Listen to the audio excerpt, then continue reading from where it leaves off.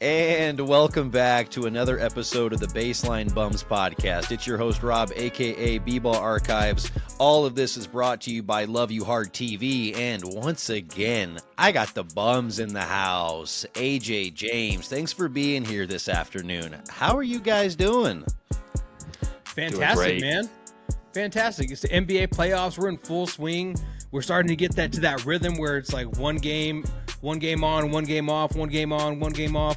We just got done with the NFL draft, which was a lot of fun to watch if you were some of the fans of some of our football teams. But overall, Rob, I feel pretty good. James, how you feeling? It's my first day of paternity leave. I feel great, y'all. Yeah, dude, get that break, son. I love it. Yeah. 6 weeks, no work. Rob, how you doing? I'm doing pretty good, honestly. I got a little bit of break in between gigs, so yeah, I'm just trying to get my ducks in a row before I move into a new apartment. So yeah, it's going well over here, but like you were saying, I'm looking forward to a lot of exciting playoff basketball. Yep. There's a lot of really great series that that have really caught our attention, whether it's Knicks, Pistons, or one of the other great series, Nuggets, Clippers. There's so much to love about the playoffs so far. But I kind of want to just start off with the only series that's over, the only series that's been wrapped up already. Thunders sweep the Grizz. The first couple of games in this series weren't really that exciting, but the last couple were a little bit closer than people wanted to admit. And in your eyes, does this mean that OKC has a little bit of trouble in paradise? I don't think so. I think that maybe, human nature took over there for a little bit, and once Ja went out, they kind of took their eye off the ball in game 4 and maybe let the Grizzlies stay around a little longer. But I think that this is still a comfortable favorite to get out of the West. Yeah, I don't think it really did much. I think you just kind of get into that, like, Ja's not here. We're kind of going through the motions. Clearly, we're the better team. I mean, when Scottie Pippen Jr., all due respect, he's your best player, like, there's really not a whole lot you can scheme for. But I do think that you see kind of how the Thunder are built right now and how deep they are, because they are so deep compared to these other teams in the West. And it is clear as day that they definitely have an advantage on pretty much every aspect of a deep bench, 6-man, 7, 8. They can go 10 deep if they wanted to. So I think that's probably the biggest thing for me that I noticed, especially looking at the Lakers yesterday, the T-Wolves, looking at the Warriors. Thunder are just a really good, complete team. So, I think they still have a little bit to go. And if Anthony Edwards is playing the way he is, I mean, that could be a firework of a series. So we'll see what happens. Yeah, I just think that, Oklahoma City showed their class in this, just taking care of business. I think every day we as quote unquote the basketball media might need to reassess some of these prime pieces that we thought the Grizzlies had. A few years ago, 2-3 years ago, the vibes around that Grizzlies team were really high. They were immaculate, and we thought that they had just drafted the future face of the league in Ja Morant coming out of that loaded draft with him and Zion. But since then, he's had a hard time with their ability. Jaren Jackson Jr. hasn't quite become the player that we all thought. Yep. And, Desmond Bane has shown some promise, but he's not. If he's your best player, you're in trouble. Yeah. And so I think that there's some retooling that needs to happen there. It's just going to be interesting to see. Memphis isn't a free agent destination, so a lot of that building has to happen through the draft. So it's going to be interesting to see how they kind of try to get back those vibes and try to get back towards the top of the conference. Right, because it almost feels like this is about as far as that team can go unless they add, a big name or, really just add like the perfect player that fits them just in the perfect way. It's like they're really not going to get out of the first round, or they're going to be a really easy second round exit if they're fully healthy. So yeah, I'm in agreement with you. They need to retool that team and just figure out how can they get back to being a top four team in the West like they were just a couple of years ago. At what point do you pull the plug on Ja, though? At what point do you just go, you know what? We thought you were a franchise player, and we just can't depend on you when we need you. Like, at what point do you give it another season? Do you give it 2 seasons? Do you just let him be a Grizzly for the rest of his career? I guess that's my thing. Is like, how long do you continue to drag this on? I mean, I think you take calls on it this summer. Yeah. Yeah. That's honestly a great point. I mean, given all of the off the court stuff that we've seen, you know, and if you accompany that with a quick first round exit and just a lot of lack of postseason success, because let's face it, over the last 5 years, they've won one playoff series. And so this is not something to hang your hat on if you're a Memphis Grizzlies fan or a member of their organization. You got to be wanting more. Yeah, at some point you have to look at kind of the X's and O's, and if John Morant has a lot of issues with, gun stuff off the court, and he's doing it on the court, as an organization, you have to just be like, Ja, like, you need to stop it. Just stop it. If you can't stop it, we got to get you out of here, because there's too many things going on, and we saw this past weekend with Shadur Sanders getting drafted 144th when he was projected in the first round. Organizations, no one's bigger than the organizations, no one's bigger than the logo. And I think that's kind of what people will start to realize is, I don't care how good you are, you're causing problems, and we're not winning even with you on the team. Also, that's not the city for gunplay. No. That is not the place to play gangster at. People have learned that the hard way. And so I just think that it might benefit both parties to seek out a new destination. And plus, with the 26th draft being pretty loaded as well, I think the Grizzlies could potentially do a quicker rebuild than most teams if they're able to get a little luck going in their direction. Sure. Yeah. I mean, I think you could skyrocket up to the top of the draft if you throw in Ja. Like, I mean, I'm not saying you trade him straight up for Cooper Flag, but at the same time, that's a very interesting proposition. Well, and even just looking forward to next year, like Cam Boozer, AJ Dibensa, these are names that you have to start kind of projecting into the league. And, it's like, well, we might value a name like that more than we value what Ja has given us over the past couple of years. Sure. And he's shown to be somewhat injury prone as well. And I think that's no coincidence when you have a small guard that plays an explosive style. Yeah. So I think, that's something they have to think about going forward as well. Oh, yeah. People were drawing the Derrick Rose comparisons whenever he first started to go to the basket the way he did, and then seeing him sky up in the air and then Lou Dort takes him out. It's like, man, these kind of things happen when you have that much verticality attached to your game. It's like you open yourself up to that midair contact, and no one wants to deal with that. Well, and you have to deal with landing just in general, Derrick Rose, Russell Westbrook, we've seen it all where these, landing is not easy. No. Yeah. And then also let's just couple in the fact that they don't have a head coach. So now you got to figure out who your head coach is going to be and what the direction of your franchise is going to end up becoming. And how do you do that in a place like Memphis, to James's point earlier?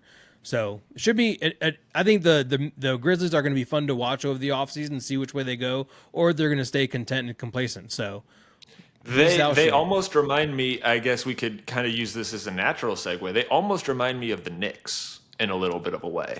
It's just, this team is playoff good. You know that they're probably good enough to get through the first round 50% of the time at least. But what after that?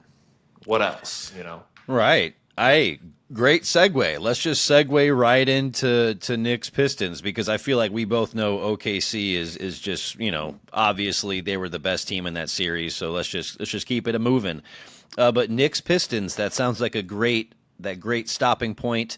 Um, Guys, I think this is a couple of plays away from being Detroit up 3-1 Absolutely. and New York really scrambling here, but a couple of really big Karl Anthony Towns performances, including a couple of really clutch shots last game, game 4. He was falling out of bounds, hit a big shot, and then hit a huge dagger 3 late in the fourth. Yeah, I think these Knicks are answering a lot of questions that people were asking after game 2. What do you guys think? They've showed a lot of toughness. I'll say that. I'll say that for their what they might lack in talent, they certainly can make up for in grit. Yeah, absolutely. I watching that game, the Knicks, the game 4 of the Knicks and Pistons was like an old school battle, and you kind of get the feel that these players like they just take their game to like not the next level, but the level after that. Watching Cat like hit a fadeaway on the baseline, hit a step back 3-pointer in traffic. I mean, there's like 6 dudes around him, and he just skies and just rips it. And then on top of that, Cade Cunningham was hitting a bunch of shots, and they were just just really good shots. But we got to talk about what happened. Was that a foul or was that not a foul?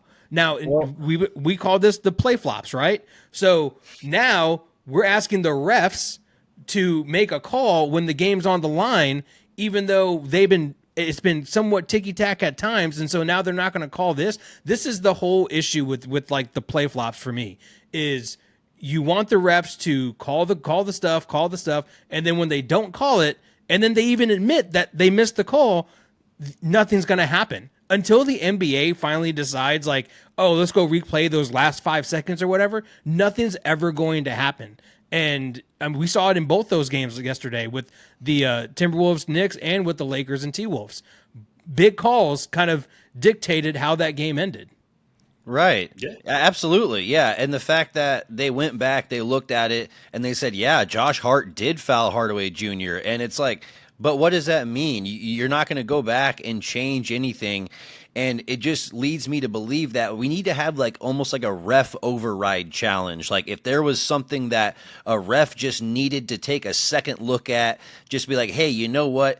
I'm pretty sure we made the right call, but let me take a look at it again just to make sure. I think that we absolutely need that because we can't have playoff games decided by refs and then they come back and then they're saying, oops, that was actually the wrong thing. It should have been this. That benefits nobody except just patting ourselves on the back and being like, hey, this is us being accountable. It's like, no, it's just so that you can sleep at night. Well, have y'all ever watched a UFL game before? The way like SA Bramos? Yeah. Oh, On TV, the way that those games are officiated, I think is something that every major league should take because the refs on field and in the review center actually have a conversation. And it's broadcast, so the whole world can see it if you happen to be watching that game. But if a penalty is not called that should be called, the ref in the review center can buzz in and say, hey, let's look at this. I think that was pass interference. And I think that's something that the NBA could implement in a situation like yesterday where you can just have kind of that third eye in the sky, be like, hold the phone. He may or may not have fouled them, but let's look at this. Yeah. Right. And there was a lot of people that were saying like, oh, well, that's why the challenge exists and you should have saved your challenge for that moment. But it's like, I think it goes above and beyond that about just like there's going to be human error. And the reason why something like VR in soccer was implemented is because they were trying to eliminate that human error. And I think that by adding an additional layer of ref accountability and just an additional layer of ref responsibility would be really, really nice in those late game situations where you just need a second look. Well, and you've said the word accountability a couple of times, Robin, and I think that's a good thing that we don't really get a lot of. a ref that misses the call yesterday in that situation, there's no public punishment. There's no public, suspension or fine or anything like that. So like the accountability is like you said, so we can sleep at night. But to the fans, there's no really like, oh, that ref messed up. This is the recourse for that mistake that we might see, in our corporate day-to-day 9 to 5 world. We don't see that Right. here. And also, I do want to kind of cut the ref a little bit of slack in the sense that Tim Hardaway Jr. could have just gone up like a normal shot. He was trying to draw that foul. Yeah. Yeah, He and was. it goes back to foul baiting. It's like foul baiting can only get you so far, and then when the ref doesn't call that, they could do 9 times out of 10 during the game that call gets made, but then that 10th time when the game's on the line, it doesn't get called. I mean, he definitely fouled him, but James, you're absolutely right. He baited him into not making that call. Yeah, that's very true. That contact wouldn't have happened in that way had he just gone up like a normal shot. But at the end of the day, that's not what happened. And he leaned into him a little bit. There was contact made, and it was a foul. And the outcome of the game would have changed. But I will say, Cade had a couple of really good shots right at the end of the game. And I still felt like fate was in their hands. He had a really great, wide open mid-range shot that he loves to get to on a normal basis, and he just missed it. And and I feel like that's how the cookie crumbled. So a lot of people are putting a lot of emphasis on this missed foul or this recorrected foul, but I think they had their chances and they missed it. I agree. This is how young teams learn. Yeah. Oh, It's 100%. But the only thing is with the Knicks right now, I don't know if they can last another round because they're playing 40 plus minutes. They don't get any breaks. It's clear that they need a rest. And Jalen Brunson looked great in the fourth quarter, but that's because he missed a chunk of the game to go get worked on because he hurt his ankle, I think is what it was. So what's going to happen in round 2 when you have more bodies being thrown at you, when your scheming doesn't exactly work? I think you were seeing that these top heavy teams can get by in the first round, but they can't do it in the second round. And, maybe I'll eat crow in the second round if they advance. But right now, I don't know how they can sustain 4 guys playing 40 minutes a game. Yeah, especially against Boston. Right. Yeah, that's going to be tough. Even though Boston's banged up a little bit, but at the end of the day, yeah, New York's going to need to be at full strength in order to get past a team like the Celtics. But yeah, it just feels like Detroit coulda, should have, would have, maybe had this at least at 2-2. But at the end of the day, it's 3-1 Knicks, and they're feeling really good about themselves, even though a lot of these games have been really, really close. Headed back to the Garden too. They took both in Detroit, so I mean, Yep. At the end of the day, that's a statement in and of itself. Yep. That's really big, and yeah, they could end it in 5. So, but I've been liking the chippiness of this matchup. So I'm really hoping that we end up seeing a 7-game series. The Pistons end up kind of swinging back, hitting them in the mouth, and end up at least kind of kicking and screaming, and not just going out with a whimper. Because it would be sad if they had their first playoff win since 2008, and it was the only playoff win. That would be. I do want to give Cade his flowers though.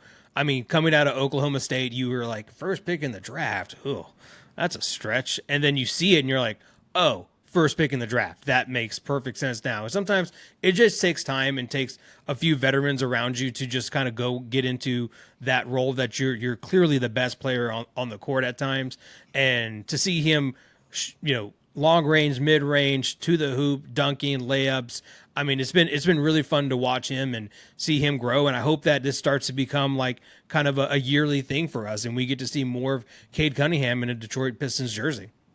The only thing that would be better was Cade Cunningham in a Spurs jersey. I don't disagree with Wouldn't hate that one bit. that. But yeah, I mean, I think we're all in agreement. We want some more of this series. Let's hope it goes to 7 games and yeah.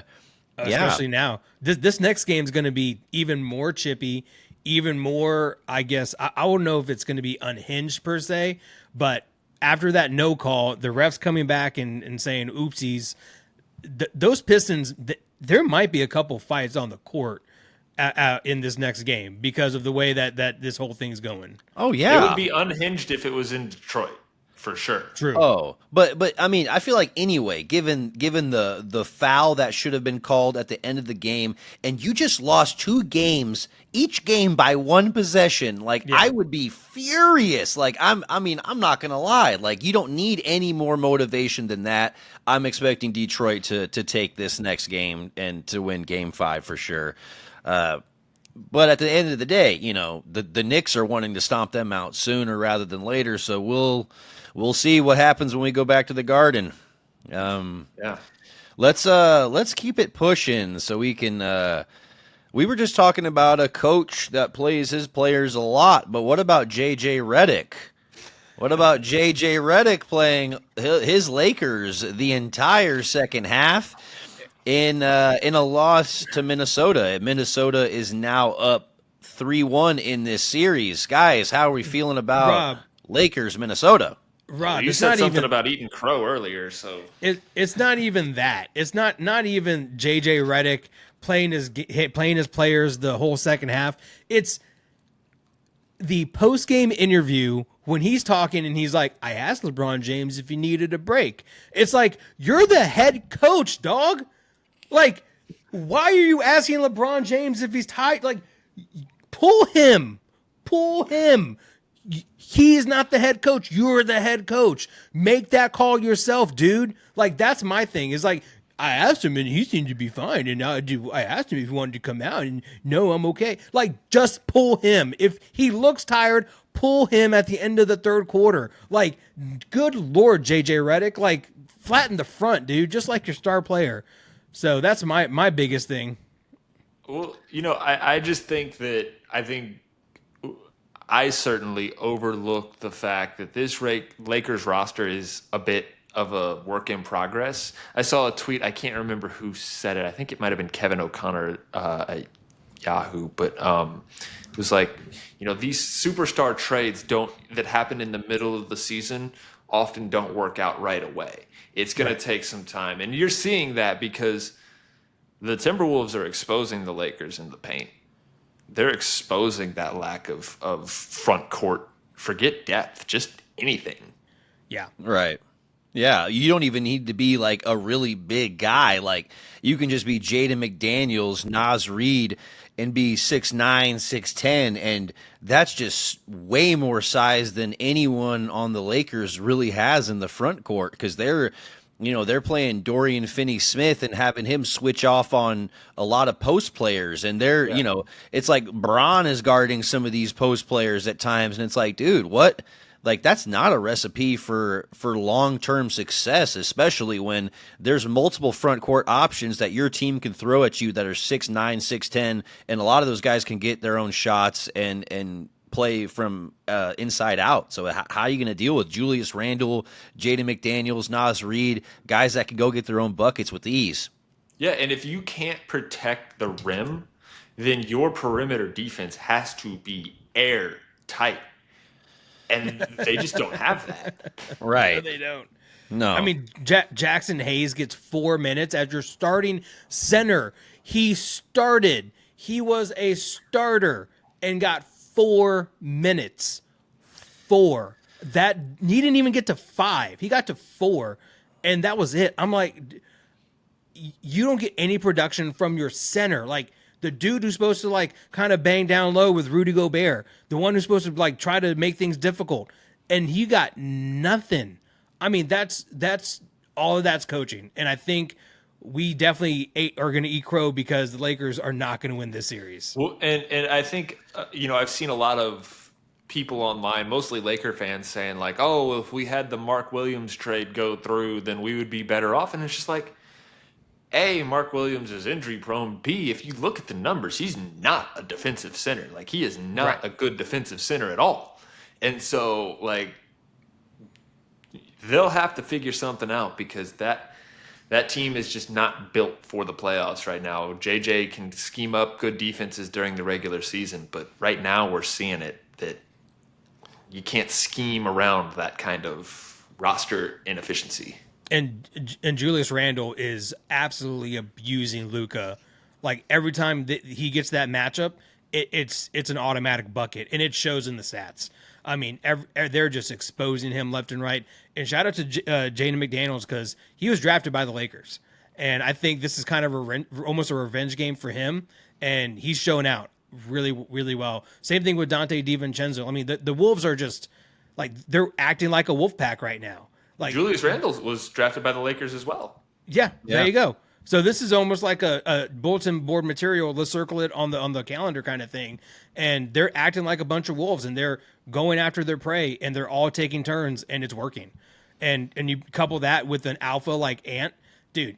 Watching Ant go toe to toe with LeBron James is so much fun to watch for me because no one's done that.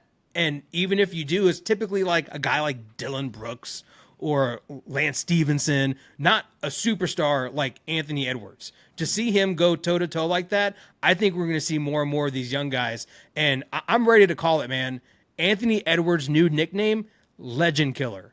Because he is right now going through every single true legend that we have from like the 2010s, and he's just sending them to pasture. And he's a psychopath like mid-2000s Randy Orton was. Same, yeah, exactly. Rob's like, the fuck you guys talking about? but no, I mean, I agree. It's fun to watch a real true superstar be born. I just think that we completely misread this series. We thought that the Lakers offense would be enough to kind of carry the day, but I was wrong. Hand to God on that one. I was completely wrong. And Austin Reeves has been a bit disappointing in this series as well. Huge disappointment. Well, like, I mean, even when they have had people step up, like last game, like Luka dropped 38. LeBron had a pretty all-around game, like 27, 12, and 8. And Hachimura and Reeves combined for 40, and they still lost by double digits. And so I'm like, even on a night where you did get a little bit of help from your supporting cast, it still wasn't enough. So like, I'm like, what needs to happen on the offensive end just seems almost unachievable when you can't defend them on the other end. You just can't keep them out of the paint.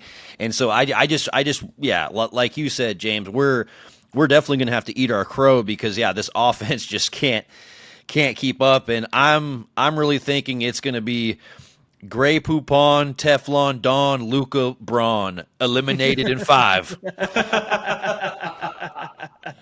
Oh, that's a good one. That's a good one. We might not hear too many of those with the developments that we've seen over the past week. Yep. And I can hear too much more of that. Hell no. Yeah, we might hear it from Court though. He's like, I plead the 5. I don't want to read those text messages. Hell no. Yeah, what we got on social media was enough. Anyway, but no, I just you look at this Laker team and you're like, how can you I can't get over the fact that JJ Redick just didn't pull LeBron James. I don't understand it even for a minute or two. I mean, he's 40 years old. I don't know if they got that memo, but you can't go back-to-back games and play that type of minutes. You just physically cannot do it. Even if you're in your prime, you physically cannot do it. It is hard as hell. Like, imagine going 100% for the entire time, offense and defense. You just run out of gas, man. You just run out of gas. Well, and especially if you're LeBron, you lead the NBA, and you're the all-time leader in NBA minutes by a lot. Yeah, and it's even more now. Like, you're supposed to kind of slow down towards the twilight of your career. And that's definitely not the case when you're looking at this series. LeBron is having to put in essentially a double shift. Yeah, and it's not looking good for LA. So yeah, we are essentially gonna eat crow on this one, and yeah, our pick is definitely not looking good, guys. Well, let's hop across town to a little bit more of an interesting series. Are you Yeah. talking Nuggets Clippers? I'm talking Nuggets Clippers. Yeah, I mean, this is the only series that actually is tied up at 2-2, and yeah, it's looking pretty exciting, especially when we're talking about last second dunks and Nikola Jokic just airballing that little That step was a back. pass. It was a Yeah, pass. I mean, he was asked if it was a shot, and he said it was a terrible shot. So like, I'm taking him at his word. But man, I don't think I've ever seen a dunk at that close to the last second. I've never No. seen something like that. So that was pure excitement. So real quick, just talking about that. Now, does the basket count when it goes through the rim? Is that when we're calling it, or is it when it comes off his hands in the rim? Because that's kind of I what thought it was off his hands. But It's if it's it's in, off his hand. It's off his even hand. if it's in the rim. It has to be passing through the rim. So if the ball was thrown through the rim and past the rim and off of his hands, then it counts. And there was no, at least so I've seen, no clearly defined shot that showed any part of his hand touching the ball still. So, um, And it was Wha- important. It was important that the call on the floor was a made basket. So Yeah. so they would have had to represent a situation that definitively proved that he was still touching the ball, and yeah. that just didn't happen. Watching it live, like when it originally first happened, I didn't think that he got it in time. And I think you could, I texted y'all that night that Jokic didn't either. You could see he was walking back to the bench in disgust. Yeah, I've seen similar things. You know, the DeAndre Ayton one from a few years ago comes to mind. I texted y'all Lorenzo Charles from the '83 national championship game, Yep. but nothing like that where it's like you have to watch in slow motion as the light comes on. Yeah. Yeah, that's very very big last second drama when you think about the Nuggets could be down 3-1, and yeah, they could be really up a river, and now it's looking a little bit more achievable for them, even though I don't love how they got that last win. They played, I mean, in a very similar JJ Redick style. The starters Yeah. played a lot of minutes. Every starter played 42 minutes or more. And I just don't know if that's enough to beat a team that has, Kawhi and Harden both playing really good basketball, and they can kind of just say, "Hey, we're gonna make you pick your poison. We're gonna, just one possession is gonna be Kawhi breaking you down. The next possession is gonna be Harden." I think that's a lot for Denver to deal with. Yeah, and I think Denver is glad to not be down 3-1 because I think this would be the most glaring 3-1 of all the others because this would be a blueprint loss for the Nuggets. You fired your coach already. Your GM's on the way out the door. You won a championship a few years ago, but Nikola Jokic still doesn't have any teammates that have made an all-star appearance, 10, 11 years into his career. So, you go out in the first round in 5 games after losing in the second round last year. You're going clearly the wrong way. You might start, if you're Nikola Jokic, thinking like, do I want to be here long term? I think he has a thicker accent than that. Yeah. It just seems like they're following the Bucks route. They're like, A all little right, bit. they're like, we won a championship. All right, now we need to progressively get worse, fire our coach, and then not put enough talent around our superstar. All right, there we go.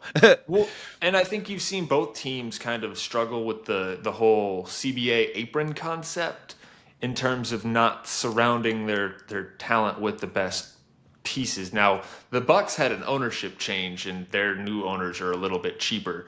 The Nuggets, AJ, you might know a little bit more about this being an Arsenal fan and having to deal with the Cronkies. Yeah.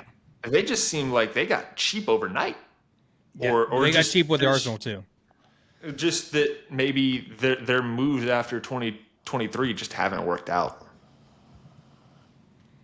Yeah. No, absolutely. And then also like you can't you can't win last second shots like that against the Clippers because the Clippers are such a good team and they're rolling. I still think they're rolling right now. I still think they're probably one of the best teams in the league at the moment in terms of like how hot they are.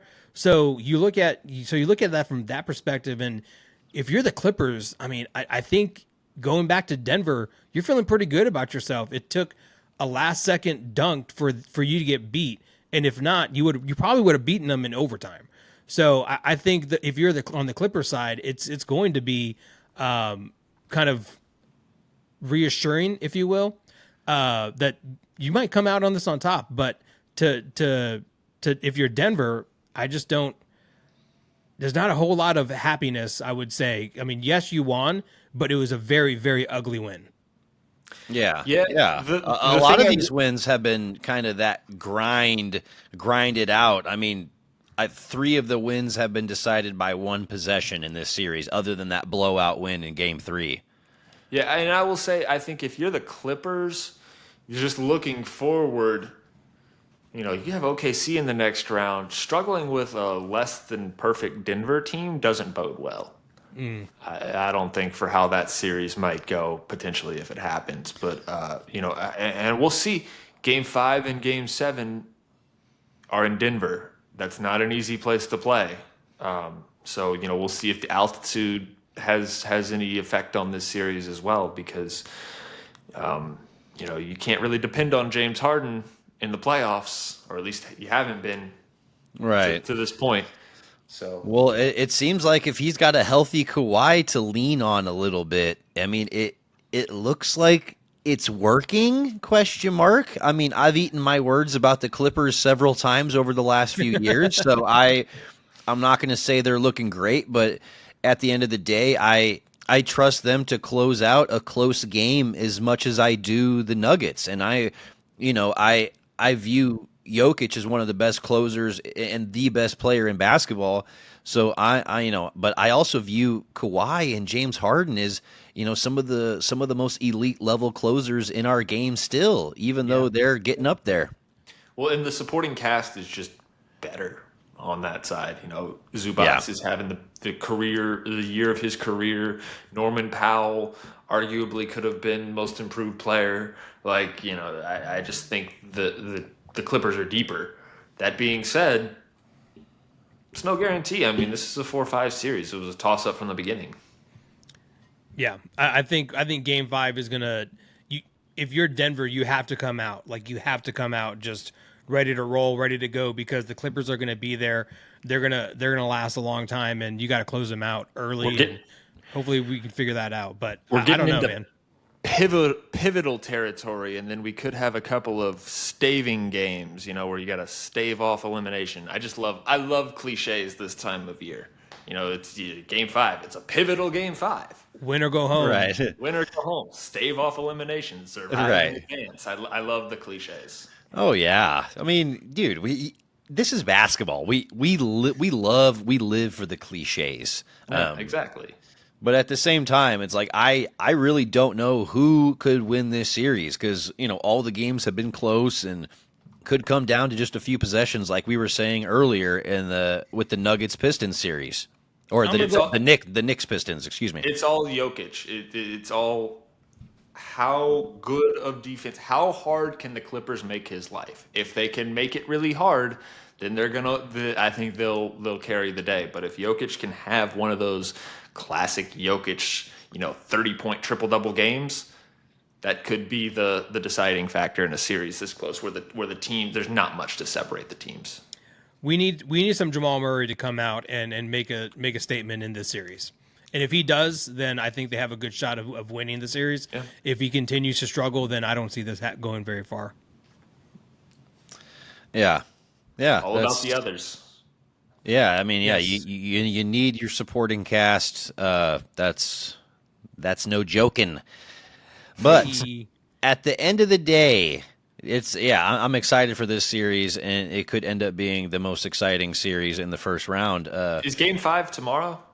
Yes. Yep, game 5 is tomorrow. Okay. That's the late game, 9 p.m. I'll be asleep by 9:45. But Catch you in the yeah, morning.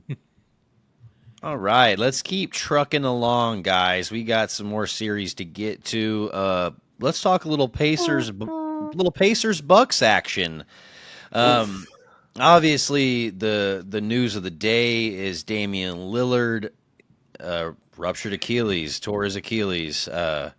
And this is obviously very, very sad news to see any player, go through this. That's really tough, but especially like an all-star player towards the end of his career, 35 years old. Man, that's really, really tough to see, and tough for this Bucks team as well.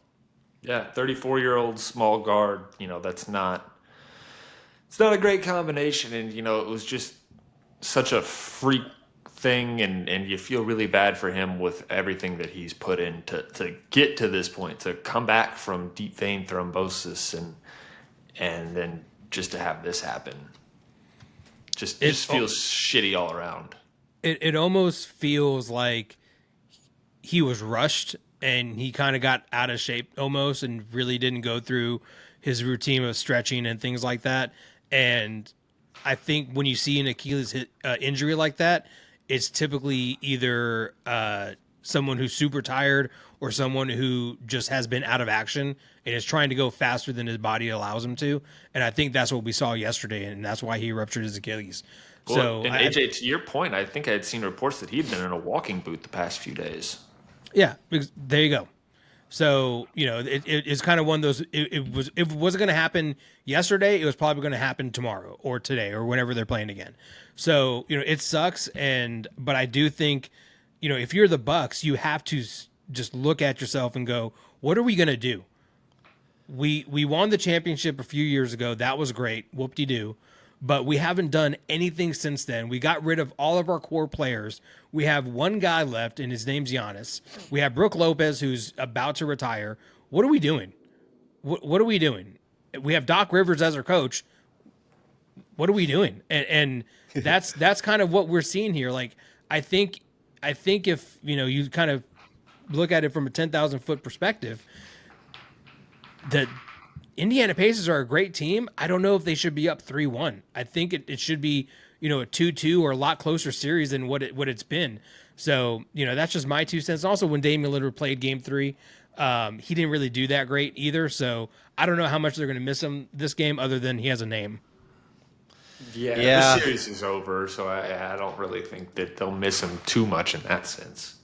yeah, this series is very much over. I mean, even if Dame was playing and the Bucks were at full health, I still think they're outmatched against the Pacers because, and I think this sums it up perfectly. In Game 4, the Pacers had 8 guys in double figures.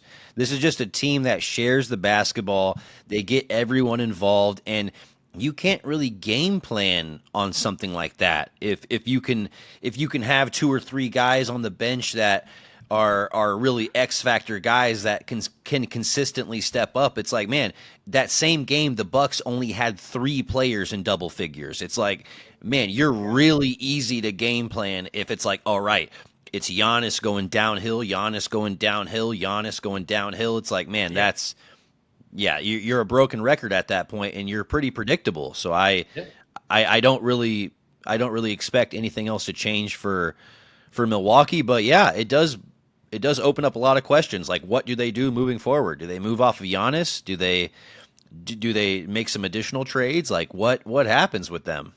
They're in a really tricky spot because, and I'd have to go back and look at it to know exactly, but to get Dame and to get Kyle Kuzma, they've given up a good amount of their draft capital. Mm-hmm. And so, that makes it even more desperate because it's not like there's necessarily like you can't look at the draft. So if you're trying to rebuild through the draft, trading Giannis is almost your only thing to rebuild that stock.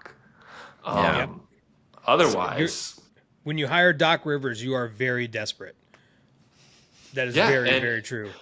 and I think that once again, ownership has completely screwed the pooch here, and I think ultimately it winds up no other way than Giannis not being there anymore. Yeah, I think he ultimately leaves, and this is I mean, just Dame getting hurt, and that's going to open his eyes even more to the fact that he's just not going to have help, and like they still got absolutely worked over, and they had Gary Trent Jr. who had the game of his life. He had 37 points, and I was like, oh wow, if Giannis is getting help like that, they may have a shot, but it just wasn't enough. They don't have enough help, Yeah. and it just is. It's really, really frustrating to see a team fail to continue to build around a guy who's been a top 10 guy in the league for the last decade plus. Yeah. Yeah, no, and Um, it's frustrating. It's frustrating because they got there. yeah. So it's just like, what Yeah, happened? Yeah. And if yeah. you want to start throwing around cliches, TJ McConnell, talk about a guy who plays the game the right way. Really, Plays the really, game the white way. yeah. Yeah. He's really scrappy, Dude, he is a hustler. No, dude. but He's got a high IQ. high high basketball motor. IQ. He's a gym rat. Dude, those are the best times during NCAA tournament. In that first two rounds, they're like, I don't know this guy, and they're like, high motor. I mean, we got real by quick- with Tyler Hansbrough for that for like a decade and a half. dude, absolutely. Shout out the best pacer to ever lace up some pair of shoes. Oh my No, I'm gosh. just kidding. No, but for real, the Pacers though, like they're just really well balanced. They're a lot deeper than I really anticipated. I wish they were a little bit bigger. I think was it Turner? Was it Miles Turner? Yeah. He's a great player, but I just don't know if he's your anchor, you're going to get very far in the playoffs. But when you have guys like Tyrese Halliburton and Siakam, and then TJ McConnell, anything can happen. I think with the Pacers, Pascal Siakam is kind of the key there. Is if you get the All NBA 2019 version of Pascal Siakam that we thought was going to be that kind of next guy, then that's a team that could really make some noise. Yeah. Yeah, I agree. Yeah, a lot hinges on his performance because he gives you just a little bit of everything. He's getting points, rebounds.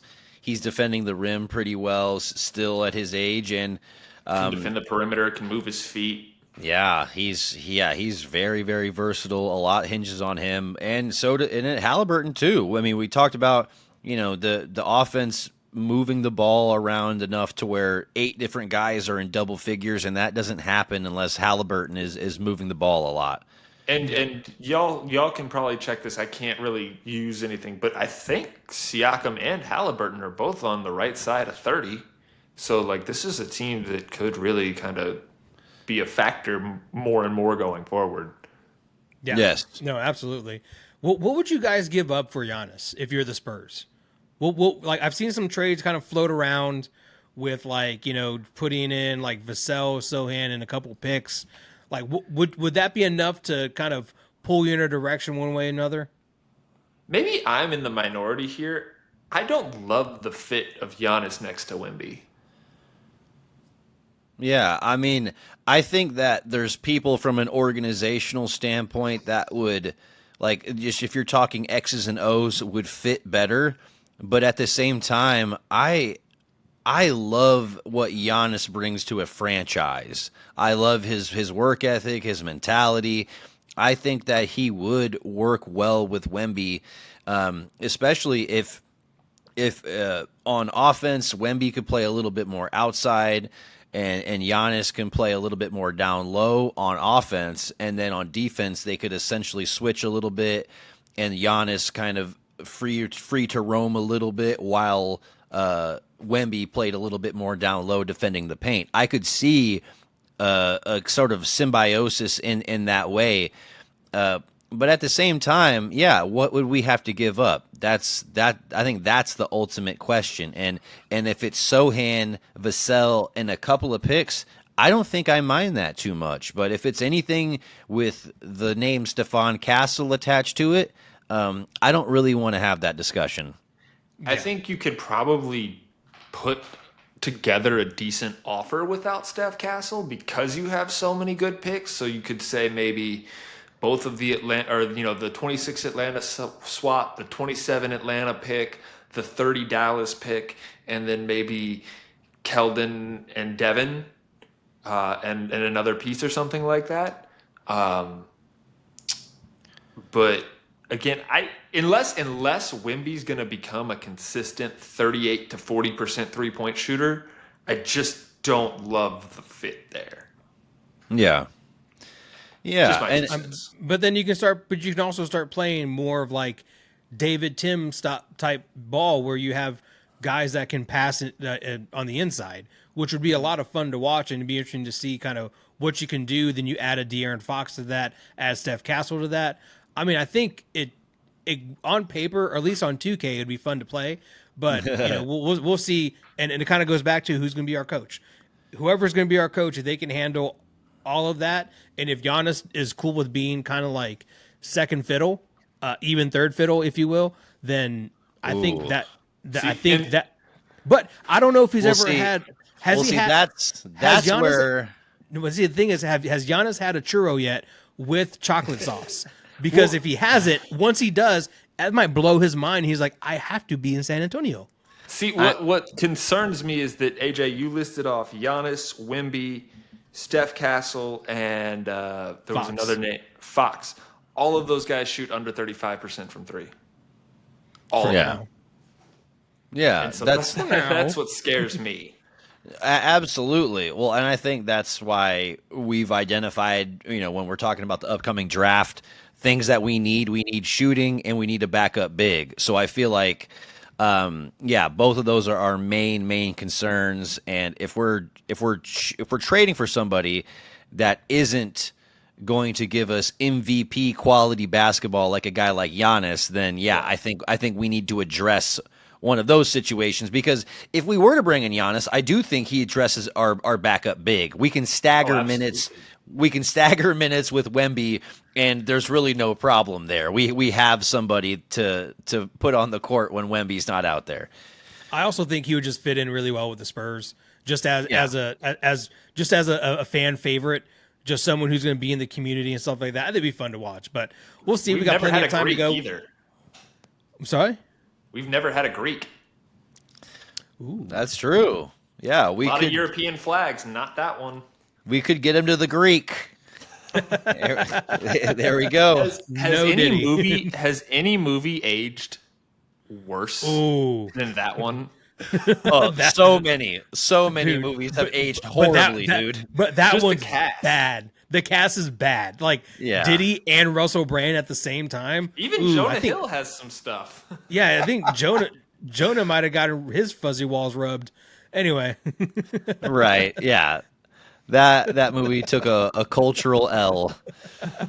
But at the same time, it is fun. It is fun to think about, Spurs maybe getting a guy like Giannis. But at the end of the day, Giannis or KD, all these are super hypothetical and just fun conversations at this point. Nothing's going to materialize from that right away. With I've 2 got my weeks till the silver and lottery? black.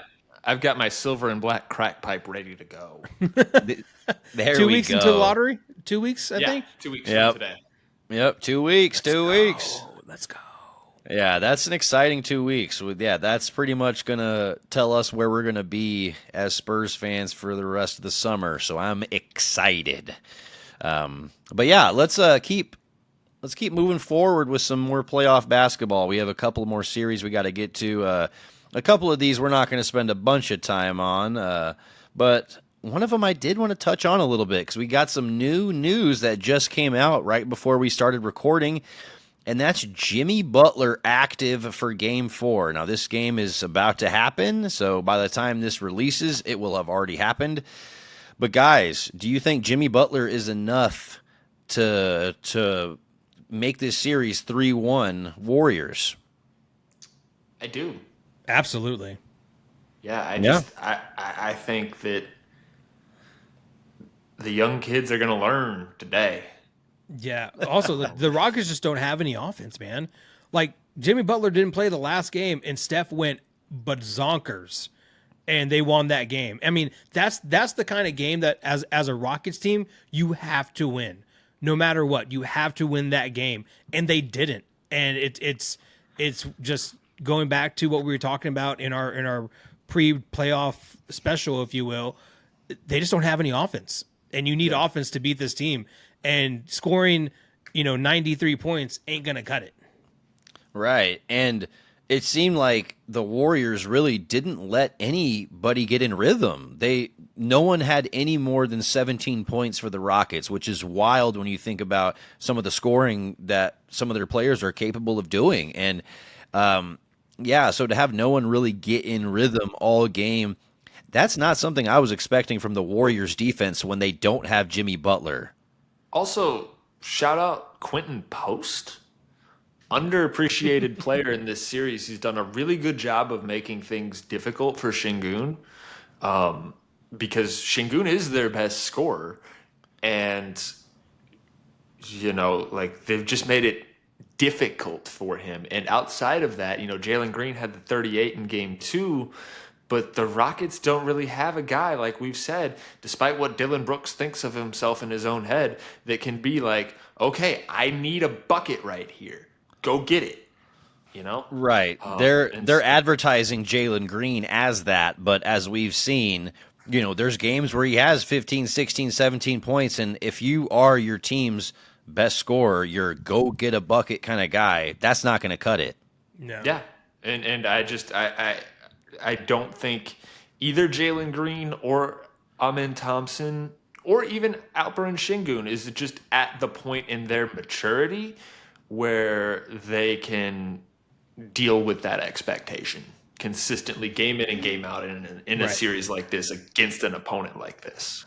Yeah, and if you're playing against the Warriors and you're a point guard, just take that.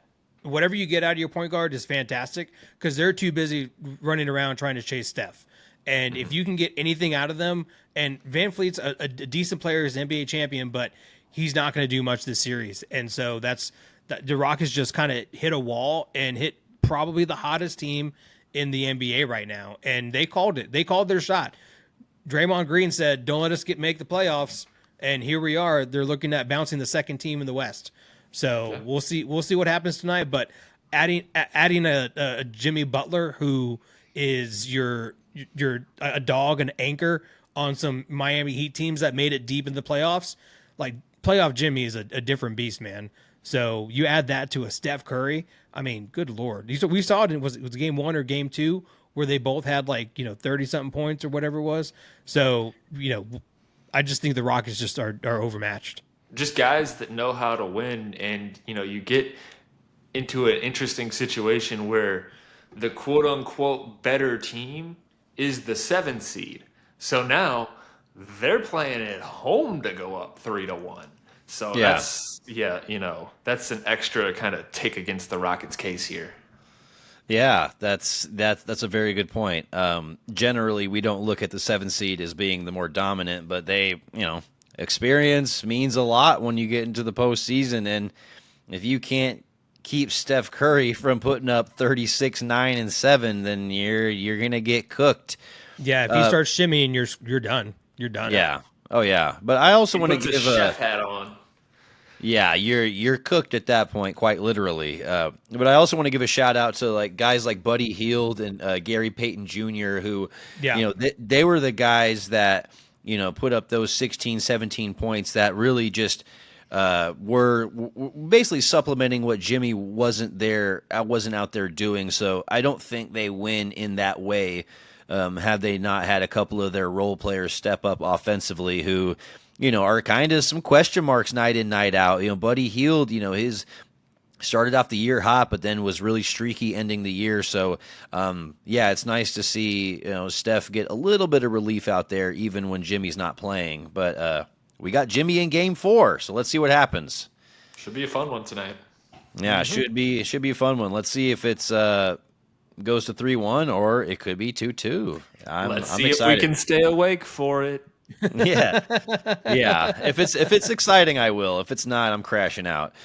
All right, but let's move on to our last 2 series out in the East. We've got, honestly, this one we're definitely not going to spend a lot of time on. Cavs Heat. yeah, You I don't think want to spend a lot of time on it. right, clearly. I will say though that this is not necessarily a Cavs team that I'm fully impressed with. Like I know that they've done the things they're supposed to do. They're up 3-0 in this series. But I've still seen halves and stretches of basketball where they've been outplayed.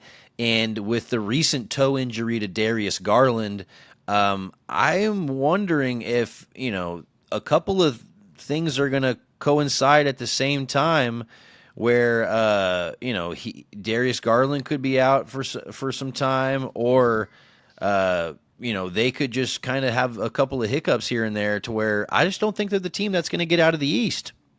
That's why you got it. You got to end it. You got to end it today. Yeah, I think the Heat are a team that's going to face a lot of change going forward. But I think one thing they might be able to hang their hat on from this postseason run is that Davion Mitchell is legit. Yeah. Yeah.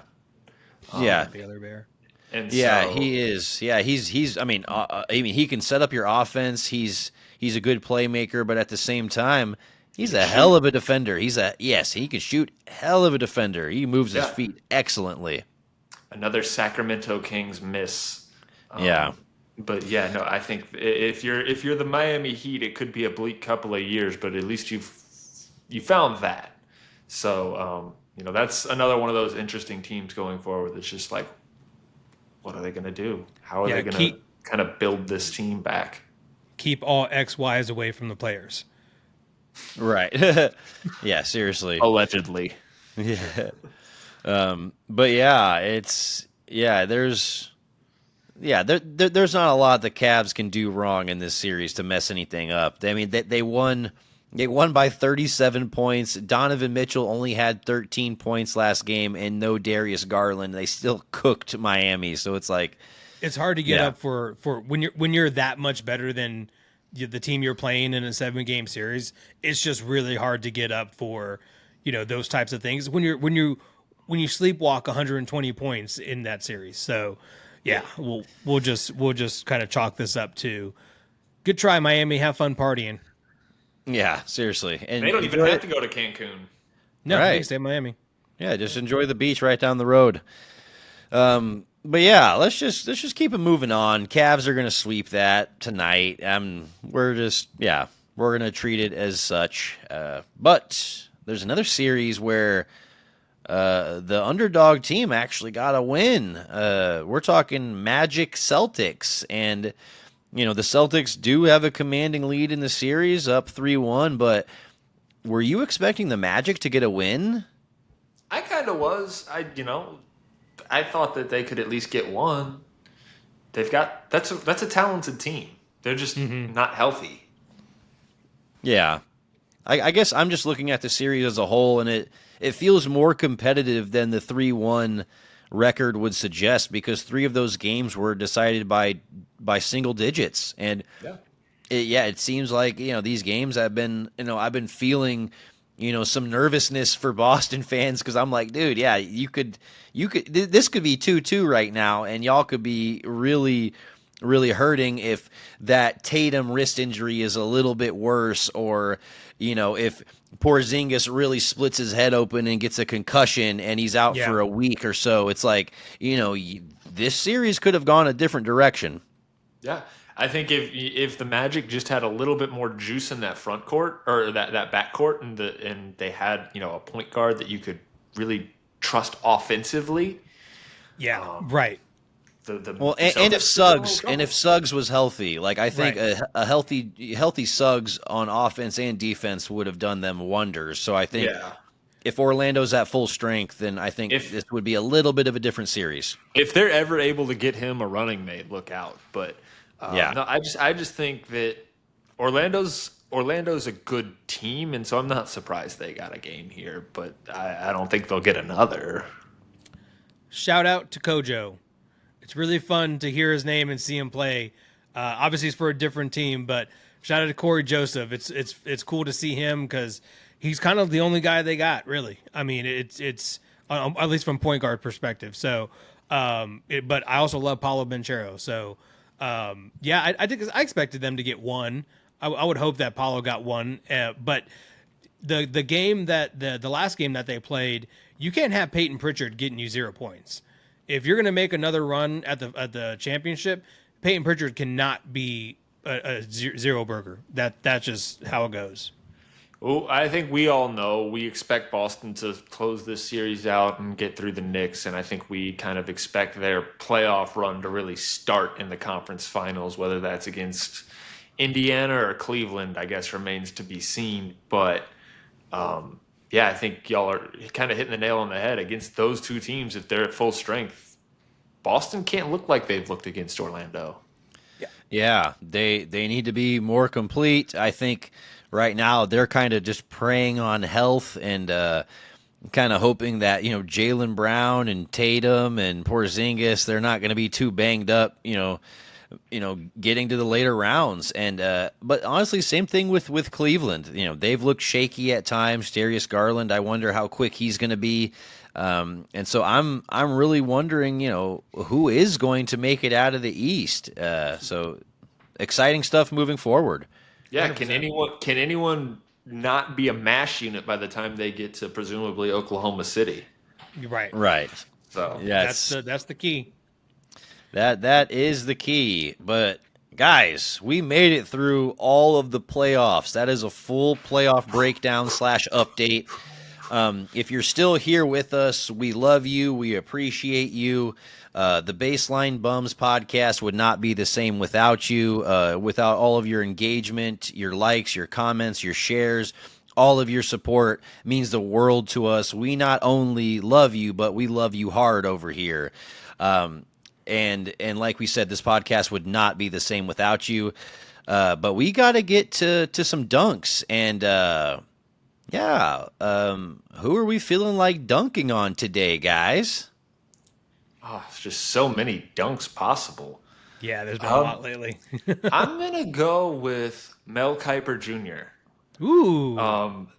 I didn't watch a ton of the draft coverage this past weekend. I saw a lot of it on Twitter.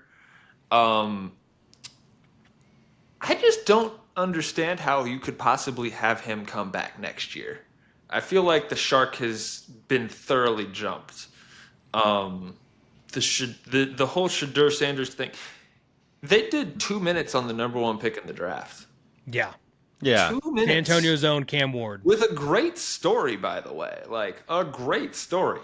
And they spent 3 days talking about Shadur Sanders. And Mel Kiper Jr. is the figurehead for it all. Like, if your claim to fame is draft scouting, how can you be so wrong and continue to pound the table in defiance of your being so wrong? The league is telling you 4 straight times over 3 days, you're wrong. Yeah. And yet you're going to go on TV and embarrass yourself and kind of really put a scar on your reputation for Shadur Sanders? Right. This doesn't make any sense to me. So Mel Kiper Jr. Yeah, you and your widow's peak hairdo been dunked on. Bro, that segues perfectly into my Shadur Sanders dunk. Oh, great. Yeah. Go ahead, Rob. I'm gonna dunk on that idiot for literally setting up an entire backdrop, an entire hey, look at me photo situation for the draft day, and it just completely fell through. Honestly, I love anybody that refers to themselves as legendary in person, like in interviews to media. Anybody that really views themselves in that way, to see them fall off of that high horse, it's so satisfying. And so to see him act like he was actually excited about getting drafted by the Browns was hilarious. To be like, yeah, I'm so excited. Like, I mean, sure, he's going to have a chip on his shoulder. Maybe that's going to give him some additional motivation, but that's where quarterbacks go to die. Yep. That's literally quarterback graveyard right there. And to think that he's excited about that, or that's where he wanted to go, it's like, man, everything went wrong for you that day, and the world dunked on you. Dude, did you see Cam Ward was like, "You're a check down merchant," and he was like, I saw "What?" that. And Yeah. ooh, and then he was like, "Dude, Cam Ward was like, I play football. When you Google me, I want you to I wanted to show American football player." And Shador's like, "We should do a song together, and we should do this and that." And Cam Ward's like, "Nah." I Right. think, and I actually like Shador as a quarterback. Like, I think there's something there, but the whole industrial complex around it is just, it's fucking stupid. Like, it just doesn't make any sense. I agree. And Rob, kind of going off for you now, I'm going to dunk on the Cleveland Browns. Because, dude, you drafted a quarterback and you had 4, and then you drafted another one. Now you have 5. You have Deshaun Watson, Joe Flacco, Kenny Pickett, Dylan Gabriel, and now Shador Sanders. And we What don't are know you- if any of them are any good. What are Quarterback you graveyard. What are you doing? Like, even if he's the best available, you don't add another personality quarterback to your roster. Like, I mean, I guess you want to sell jerseys, but are you really going to make a jersey for your 5th round pick? I mean, Yeah. I can't wrap my head around how bad that franchise is as a whole. And it's amazing they're still in Cleveland. It's amazing they still even have a team, because the stupid decisions that they continuously make year after year after year, and they suck year after year after year, it just drives me insane. And, you know, it's crazy to say, but they're so bad that it makes the Cowboys look at like this A+ organization. And that's really saying something. Even though the Cowboys had a great draft, I'll give them that. They always have great drafts. They but always do. The shit show of the Cleveland Browns needs to be dunked on. Well, you know, and it's funny because, like, I get the Shador pick. What I don't understand is picking Dylan Gabriel at all. We've seen that movie. It's not a great one. It's not gonna win you much. I mean, I've Yeah. seen him quarterback a 6-6 team at Oklahoma, for God's sakes. So, like, I don't get it. But yeah, no, that's a very worthy dunk, AJ. Yeah, Yeah, I love great. how, We didn't even plan this. synergy. I love the We didn't Yeah. even plan this. dude. Yeah, honestly, that was a brilliant combo move. And the finishing boss was the Cleveland combo Browns. breaker. But everyone, if you're still here listening to these dunks, I hope you're not a Browns fan. right. Well, I think that's a given. I don't know if they have actual fans. They're But- all Russian bots on Twitter. No, Seriously. there's one Twitter account that's a Browns fan. Browns Iran. You should follow that. All right, Browns Iran, we're sorry, but everyone else, if you're here listening to these dunks, we appreciate you. Thank you for all of your love, for all of your engagement. The Baseline Bums podcast would not be the same without you. And we are going to end this episode the same exact way we end all of the episodes, and that's with a go, a Spurs, a go.